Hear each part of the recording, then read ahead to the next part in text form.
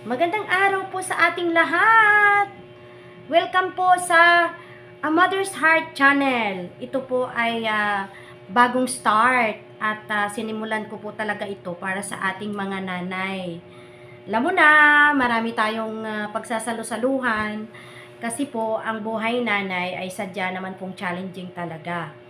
Lalong-lalo na sa ating kapanahunan ngayon na kung ang kinikita ng ating mister ay kaperanggot, ay talaga po namang challenge.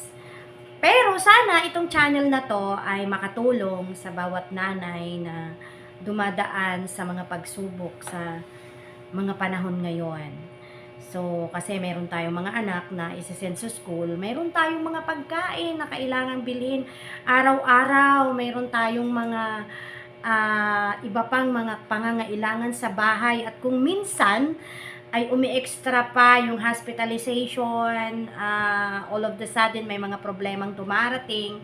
Kaya tayo mga nanay kailangan natin talagang maging malakas at matatag. Sapagkat kung hindi po tayo matatag, ay paano na ang ating buong pamilya.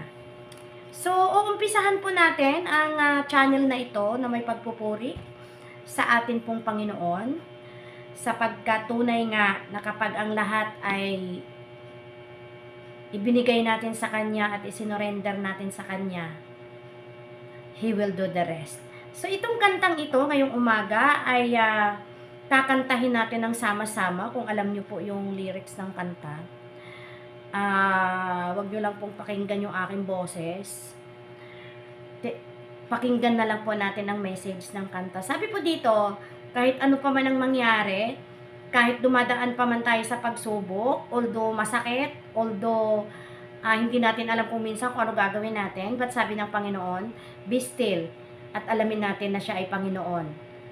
At the time na dumadaan tayo sa mga pagsubok, mga nanay, that is the perfect time for us to allow the Lord, pagkatiwalaan po natin siya sa mga oras na yan, sapagkat yung oras na yan ang magsasabi that He will do the rest. So, kung alam niyo po yung kanta, let's go! Thank you, Lord. Hide me now under your wings. Cover me in your mighty hand. When the oceans rise and thunders roar, I will soar with you above the storm. Father, you are King over the floods, and I will be still, know you are God. Thank you, Jesus. My breast, my soul, in Christ alone. Know His power in quietness and trust.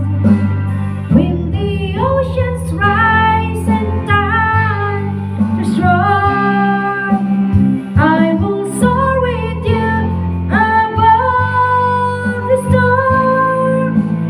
Father, you are King over the flood, and I will be still, know you are God. Ayun! So, thank you very much po for tuning in. So, sabi po sa kanta ay be still daw po kahit ano pa man ang nararanasan natin, and allow the Lord na siya ang magsasaayos ng lahat ng nangyayari sa ating buhay, that He will be the King over our lives and over our circumstances and over our problems. So, Stay tuned po and don't forget to subscribe para updated ka po sa kaganapan dito sa A Mother's Heart.